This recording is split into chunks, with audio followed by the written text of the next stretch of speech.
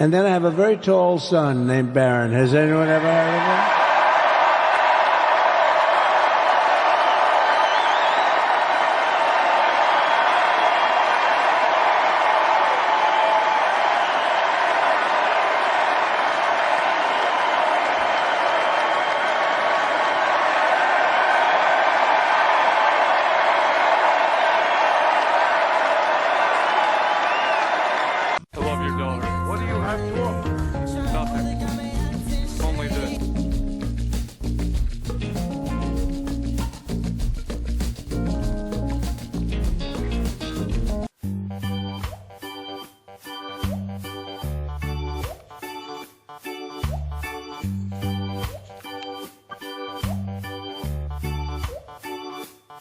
Now it's time for another Pimpy's reaction video.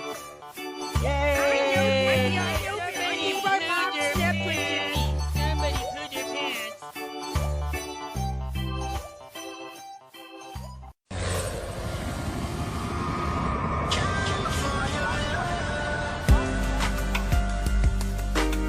Pat Brown's father, Edmund Joseph Brown, was known for running scams and gambling operations in San Francisco.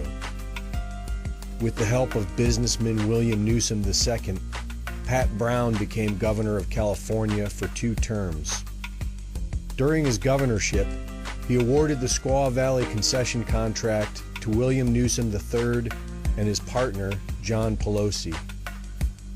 The deal was criticized for the state of California paying for everything and getting nothing. William Newsom III grew up with the governor's son Jerry, who was training to be a Jesuit priest. John Pelosi's son Paul married Nancy D'Alessandro, daughter of Thomas D'Alessandro Jr., who was known for smuggling heroin into the U.S. with Lucky Luciano and the Baltimore Mafia. John Pelosi's son Ron married William Newsom's daughter Barbara. Over ongoing disputes about the Squaw Valley concession, William Newsom Sr. threatened to hurt the governor politically, just as Governor Brown was running for a 3rd term against Ronald Reagan. He lost. But 8 years later, the former governor's Jesuit son, Jerry, reclaimed the governorship in 1974. He appointed William Newsom III to a Placer County judgeship in 1975, and 3 years later to the State Court of Appeal. William Newsom was an attorney for oil magnate J. Paul Getty, named in the 1966 Guinness Book of World Records as the world's richest private citizen. And while serving on the appellate bench in the 1980s, he helped Getty's son, Gordon, secure a change in state trust law that allowed him to claim his share of a multi-heir trust. After Newsom retired from the bench, he became administrator of the Getty Trust and provided seed money for his son Gavin Newsom, Nancy Pelosi's nephew, to start the plump jack business that led to a career in San Francisco politics as mayor of San Francisco and lieutenant governor of the state of California. Gavin Newsom was informally adopted by the Gettys after his parents divorced, and recently succeeded family friend Jerry Brown to be the current governor of California. For 80 years, these 4 families have ruled over the state of California politically. And with the help of Kamala Harris, Maxine Waters, Adam Schiff, and Dianne Feinstein, California's uncontrollable state government spending has amounted to over $2 trillion in debt and the highest tax rates in the country. We love Trump! We love Trump! We love Trump! Mr. President, if you are seeing this, just know that the great deplorables of the United Kingdom love you, we are with you, we stand with you, and we want you to succeed. Forget about the people in London, forget about the establishment, forget about the detractors in the fake news media. The real people out there in the United Kingdom, we love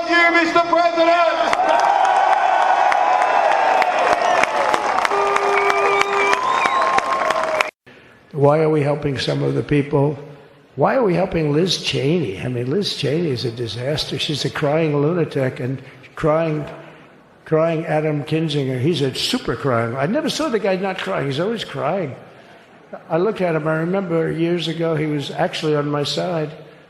And then one day, you know, when you don't want to kill people in wars, they turn against you. Liz Cheney hated the concept of not going to war with everybody. Let's kill everybody. Let's spend a lot of money on military equipment, you know, where her father works, right? And but what she did was incredible. Think of it. They destroyed and deleted all of that information that went on for almost 2 years against Trump. So about maybe 30 minutes ago, inside the Capital One Arena, we saw a shot of former New York City Mayor Rudy Giuliani. Okay, now the boos are picking up again, as you can imagine. You have former Secretary of State Hillary Clinton and obviously former President Bill Clinton as well.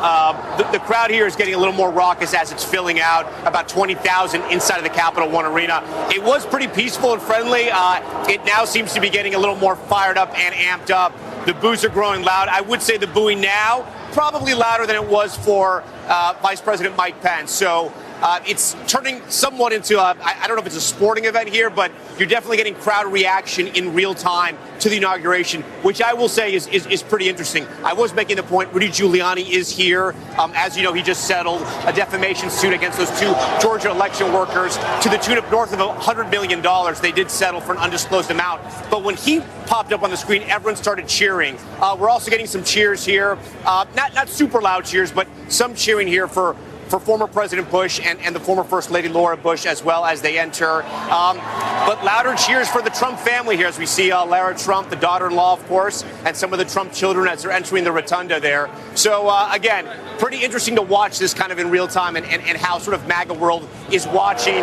Big boos right now, as you can imagine. I don't know if you guys can hear it over my mic, but... Boy, is that striking. Former President Obama. Yeah, former President Obama getting a resounding, as we would say in New York, a Bronx cheer here. I have to wonder if this is setting the tone. But look, these are the loyal supporters, yeah. Today. Have you ever heard of somebody getting a preemptive pardon who was innocent of all crime? Who's just an innocent person? Have you ever heard of that? Just somebody getting a blanket pardon and they're an innocent person? But no, it's the president's own family.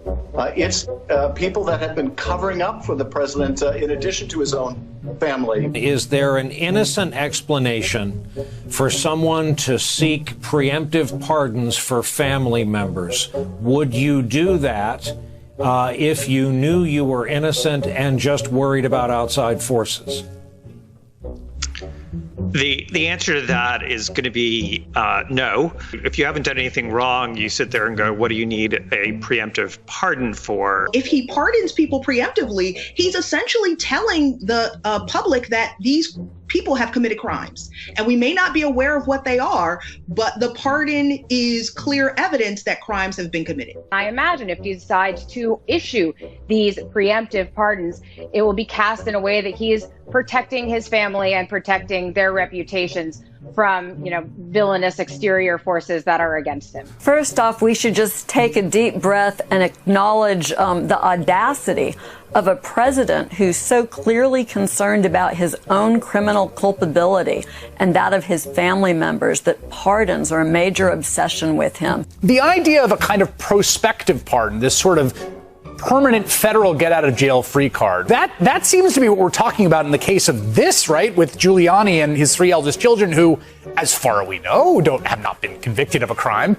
Maybe they've committed a lot, and they don't want to face action.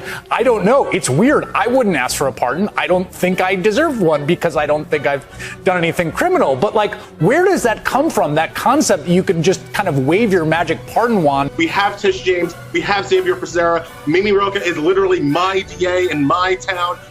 There will be opportunities to prosecute these people regardless if they abuse the pardon power as they are thinking.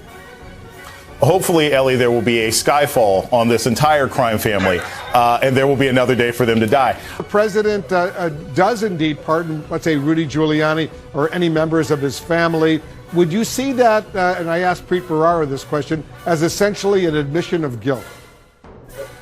I certainly would view it that way. I think millions of Americans would view it that way. If there was no belief in criminality, why would he think a pardon was necessary?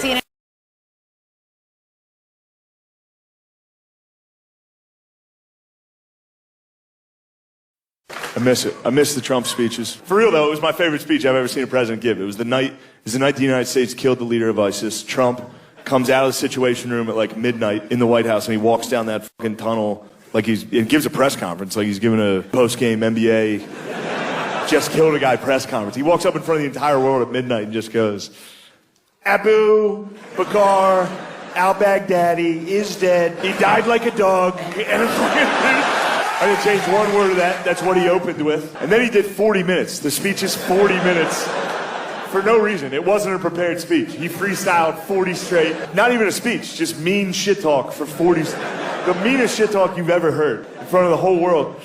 Abu, we could hear him crying. I said, Abu, don't cry. Abu. Let me tell you something. Abu cried. He cried quite a bit. I wouldn't have cried.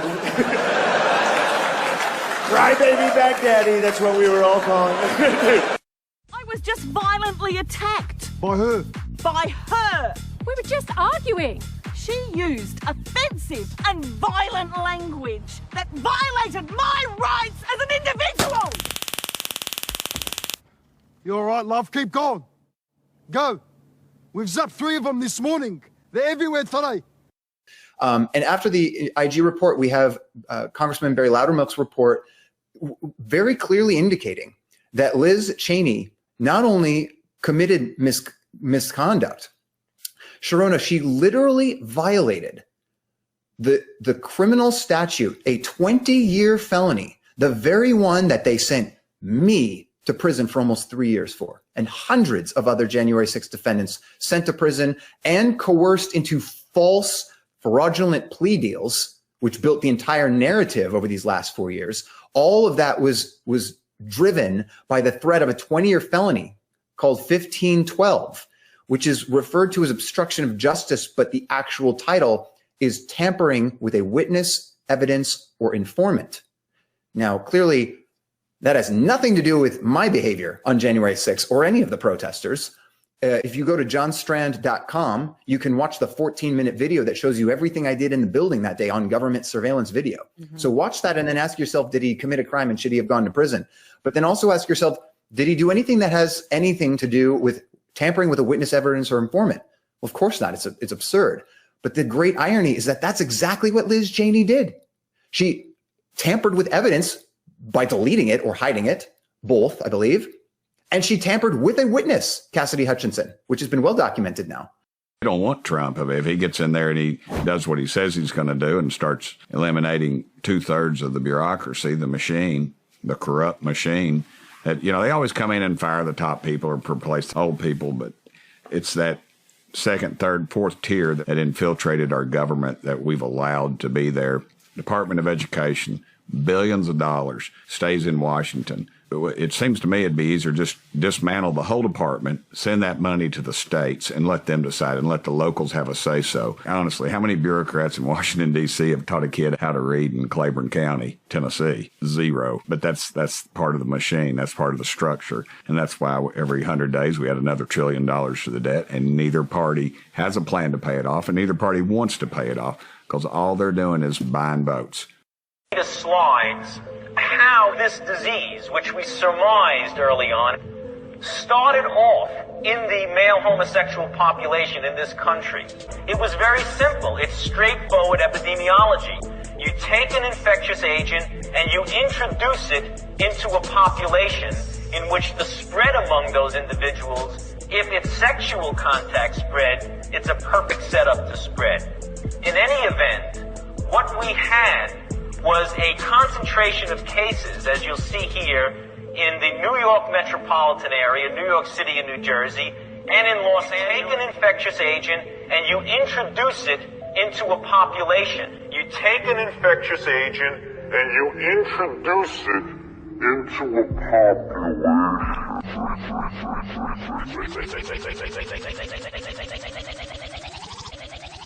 How many genders are there? Tough one.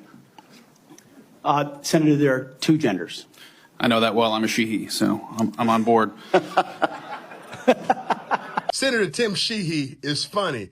You know, just for him to be able to get a good laugh out of something that the left seems to make a staple in government. I'm blessed that President Trump is going to come on board here in a few days. And he said a few weeks ago that there will only be 2 genders in America. Basically getting old. You know, Fauci, Jared 50 was years. Trump's presidential advisor. Yes, that's why I'm telling you about Jared. So why We aren't agree. you blaming Trump for Jared's For actions, the but you're fourth, blaming for the, Biden ready for for the Hunter's 4th time? actions? Because you're you going to haven't watch this answered it. again? You haven't answered it. It's because you won't allow me to speak. So, 4th time. And maybe you can I listen don't to this. think anybody's Relax. going to listen to this Relax. whole thing. How many Please thousands are in relax, there? you arrogant 1.9. asshole. So now you're triggered some more because I'm trying to communicate to you. Arrogant. Get a video of her face twitching because she's basically getting a little triggered. And look at that. I don't want to do You need to this. relax, okay? Just Tell me calm what to down, do. man. You're about to get into political violence mode. And I don't support Well, that. I've decided to cut off this interview, so stop. So for the 4th time, Because folks, he's being very arrogant. for the 4th time, this lady initially started off relaxed, but her TDS is triggered beyond us. She can't It's control her not physiological It's structure here. annoyance that I'm not getting through to either. So number 4, again, for the 4th time, I'm going to say this. President Trump was Arrogantly repeating attempting, the same thing over and was over I without answering interrupting my her question. when she was, Yes, you won't you let were. me answer. Go ahead. Go ahead. Can you control yourself? Thank you.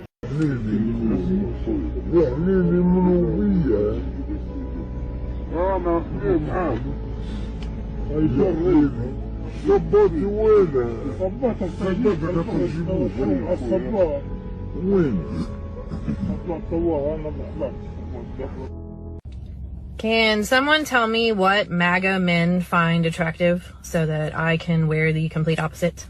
Thanks. No need. You're fucking killing it. Good job. The summer of 2019, a massive transformer was seized at the Port of Houston by the U.S. federal government and the Department of Energy, put under federal escort to Sandia National Laboratory. This is during the Trump administration when we were serious about these things. Why? Why was that transformer seized? Why was it brought to Sandia? Came from China? Came from China. What did they find in it? Officially, we don't know. That report is still classified. But one of the Trump administration officials that worked at the National Security Council, Latham Sadler, he discussed on an interview how they had found a hardware backdoor in this transformer that would allow someone to remotely switch it off. That was 2019. May 1st, 2020, President Trump passed an executive order called Securing the Bulk Power System. President Trump declared a grid security emergency. At the time, our nonprofit was tracking the numbers of these things, these Chinese transformers. There's about 300 in the grid. That executive order was meant to address that threat. On the very first day of the Biden administration, that executive order was suspended and the floodgates were reopened to the importation of Chinese transformers. We pulled the numbers 2 weeks ago, 492. Colonoscopies. Because nothing says healthcare innovation quite like letting a doctor take a guided tour of your ass with a GoPro on a garden hose. It's the ultimate trust fall. The real fun starts before the colonoscopy even begins, with the prep, where the real trauma happens. You'll start with a liquid diet and quickly move to the colon cleanse solution that tastes like salty, lemon-flavored windshield washer fluid. And then, the fireworks begin. At first, it's like a gentle rain. Then, it's a Category 5 hurricane. Your intestines become the world's worst slip and slide. By hour 3, you've got nothing left to give. You're just a hollow shell of a human, clutching your knees, praying for salvation. At some point, you start wondering if your soul is leaving your body through your ass. It's like a yoga retreat, but with more screaming and less namaste. Once you've purged your entire existence, it's time to waddle into the clinic. They position you face down, ass pointed directly at God, with a team of strangers. The sedation begins, and 5 seconds later, the doctor pilots a camera through your colon like they're filming Butt Flicks, a colon original. Somewhere in that room, there's a monitor broadcasting the live premiere. Once it's over, they wheel you into recovery, where you're greeted by a universal truth, the post-colonoscopy fart. It's like releasing an air horn in a cathedral. The nurses will smile politely, but you know they're mentally ranking you on volume, duration, and tone. Somewhere, a nurse is writing down 8 out of 10. Strong effort, needs more vibrato.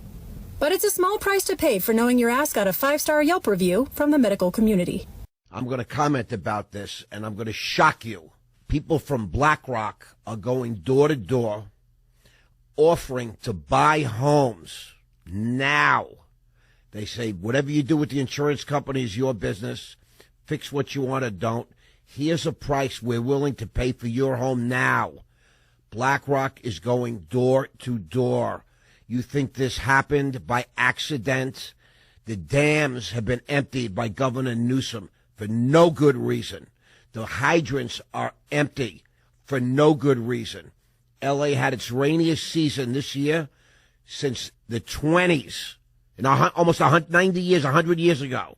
It was the rainiest season, and there's no water in the reservoirs. 3 months ago, State Farm, the big insurer in L.A., just happened to cancel everybody's fire policies because the governor decided not to allow State Farm to increase their prices. So people now have no insurance. Do you think this happened by accident?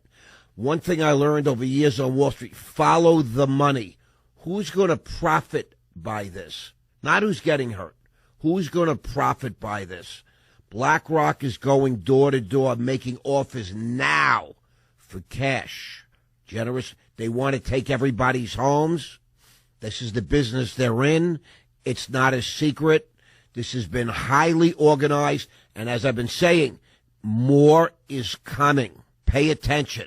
I do stand by it, and I say this without any personal animus at all. I mean, in some ways, I actually kind of feel sorry for Joe Biden. I mean, he's in the twilight years of his life. He is not, obviously, has not been in charge for some time. And I know this by personal observation, and now the whole world knows it. And it's been very, very concerning to me over the last, year and a half since I've had this position. Can you tell us a story when you say personal observation? What kind well, of thing did you see?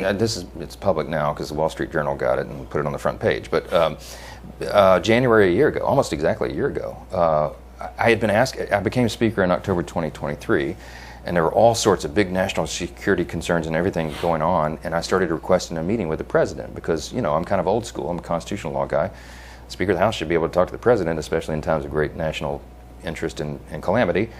But they wouldn't let me meet with him, and his staff kept giving me excuses. This went on for like 8 or 9 weeks. I'm sorry, Mr. Speaker, he doesn't have time. What are you talking about? I'm second in line of the presidency. He has time. I need to talk to him. We had, I can't say the classified parts, but we had some big national concerns at the time that I was losing sleep over. Finally, I just went to the Hill Press Corps and I said, the President is not being allowed to meet with the Speaker. There's a problem. So they started putting pressure on him. Long story short, they finally relented. They invited me to the White House. I show up and I realize it's actually an ambush because it's not just me and the President. It's also Kamala Harris, Chuck Schumer, Hakeem, the CIA director, everybody. And then, so I walked in the Oval and, I know what this is. They're going to hotbox the Speaker on Ukraine funding. That's what it was. This is probably third week of January. We sit down, we're in the midst of it, and the whole conversation, and I'm going, we don't need to have this conversation. The President reaches over just like this. We're sitting right next to the fireplace in the Oval, and he grabs my arm and he says, the Speaker and I just need a couple minutes together. Would y'all just leave us alone? And I looked up on the faces of some of the staff standing around the wall, and they're like, oh, no, he did it. So he called it. He's the Commander-in-Chief. So everybody leaves, and he and I are standing awkwardly in the middle of the Oval Office right over the rug by that coffee table. And I said, Mr. President, thanks for the moments. This is very important. I got some big national security things I need to talk to you about that I've heard, and I think you know, and what do we do? But first, real quickly, Mr. President, can I ask you a question? I cannot answer this from my constituents in Louisiana. Sir, why did you pause LNG exports to Europe? I don't understand, liquefied natural gas is in great demand by our allies. Why would you do that? Because you understand, we just talked about Ukraine. You understand you're fueling Vladimir Putin's war machine because they got to get their gas from him, And he looks at me stunned with this, and he said, I didn't do that. And I said, Mr. President, yes, you did. It was an executive order 3 weeks ago. And he goes, no, I didn't do that. And he's arguing with me. I said, Mr. President, respectfully, could I go out here and ask your secretary to print it out? We'll read it together. You definitely did that. And he goes, oh, you talk about natural gas. Yes, sir. He said, no, you misunderstand. He said, what I did is I signed this thing we're gonna conduct a study on the effects of LNG. I said, no, you're not, sir. You paused it. I know. I have the export terminals in my state. I talked to those people this morning. This is doing massive damage to our economy, national security. It occurred to me, Barry, he was not lying to me. He genuinely did not know what he had signed. And I walked out of that meeting with fear and loathing because I thought, we're in serious trouble. Who is running the country? Like, I don't know who put the paper in front of him, but he didn't know.